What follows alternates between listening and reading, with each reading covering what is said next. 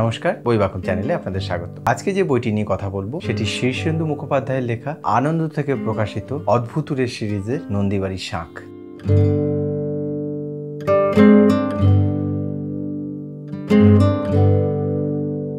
গোপাল নন্দী খুব সাদাসিধে একজন লোক। সে যে বাড়িটিতে থাকে সেই বাড়িটি এতটাই পুরনো যে বাড়িটি একটি পোড়ো বাড়িতে রূপান্তরিত হয়েছে। গোপালের সাথে ওই বাড়িতে থাকে বুড়ো মহাদেবদা, আর বাড়িতে যাতায়াত বলতে বাড়ির পরিচারিকা এবং মন্দিরের পুরোহিত। বাড়িটি ভুতুরে বাড়ি হিসাবে গ্রামে কুখ্যাত। গোপাল বাবুর এই পোড়ো পৈতৃক বাড়ির মন্দির দালানে প্রায় 2-2.5 হাতের একটি পিতলের বিষ্ণু মূর্তি আছে। এই মূর্তিটি 150 থেকে 200 বছরের পুরনো। সব থেকে আশ্চর্যের বিষয় হলো এই বিষ্ণু মূর্তিটির হাতে পদ্ম, গদা এবং চক্র পিতলের হলেও যে শঙ্খটি আছে সেটি একটি অরিজিনাল শঙ্খ। গ্রামে প্রচলিত আছে যে এই শঙ্খটি নাকি রাত বিরেতে বেজে ওঠে। এই শঙ্খ থেকে নাকি বিভিন্ন ধরনের আওয়াজও পাওয়া যায়। স্বভাবতই এই ধরনের কানাঘুষো কথাবার্তার জন্য শঙ্খটির পিছনে লোক লাগে এবং একদিন রাতের বেলা সেই শঙ্খটি চুরি হয়ে যায়।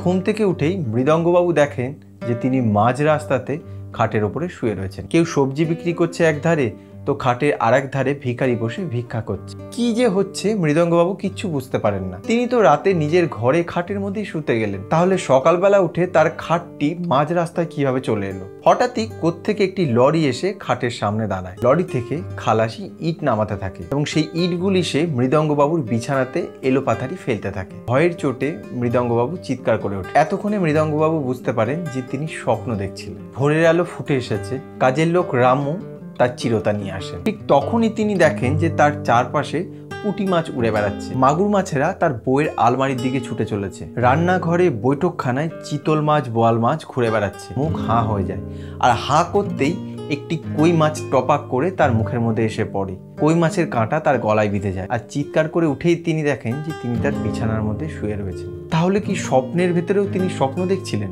ওই তো ভোর হয়ে এসেছে।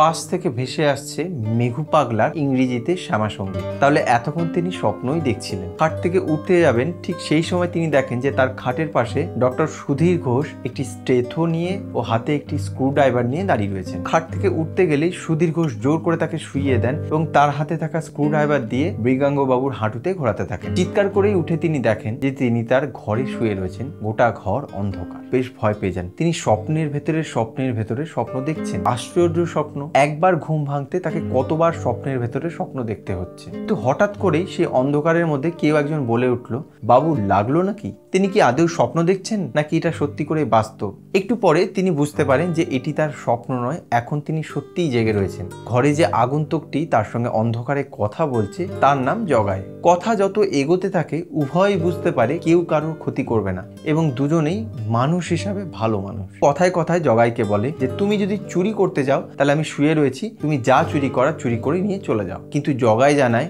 সে চুরি করতে আসেনি, নেহাতি বাধ্য হয়ে সে ঘরে এসেছে এবং সে ঘরে এসেছে একটি জিনিস মৃগাঙ্গবাবুর কাছে গচ্ছিত রেখে যেতে। জিনিসটি একটি শাঁখ। শীর্ষেন্দুবাবুর লেখাপড়া মানে একরাশ মুগ্ধতা পড়া। এই গল্প এমন যা অদ্ভুতুরে কিন্তু খুব বাস্তব মানুষের বাস্তব জীবনের কথা বলে। একটি সাদাসিধে গ্রাম যেখানে বিভিন্ন ধরনের মানুষ বসবাস করে, যেখানে প্রত্যেকটি মানুষ হয়তো প্রত্যেকটি মানুষকে চেনে। সুখ দুঃখ ভালো মন্দের লড়াই অনবরত ঘটে চলেছে। শঙ্খটি যদি গচ্ছিতই রাখতে হবে তাহলে চুরি কেন করা হলো শেষ পর্যন্ত? তাহলে এই শঙ্খটির কি হলো? এই সব কিছু যদি আপনাকে পড়তে হয়, আপনাকে অবশ্যই শীর্ষেন্দুবাবুর লেখা এই বইটি পড়তে হবে। একটি ক্লাসিক লেখা যা চোখে আঙুল দিয়ে বাস্তব মানুষের মানসিকতা দেখায়। আজকের ভিডিওটি এই পর্যন্তই। আবার আপনাদের সাথে দেখা হবে আমাদের এই চ্যানেলে অন্য কোনো একদিন অন্য কোনো একটি বই নিয়ে।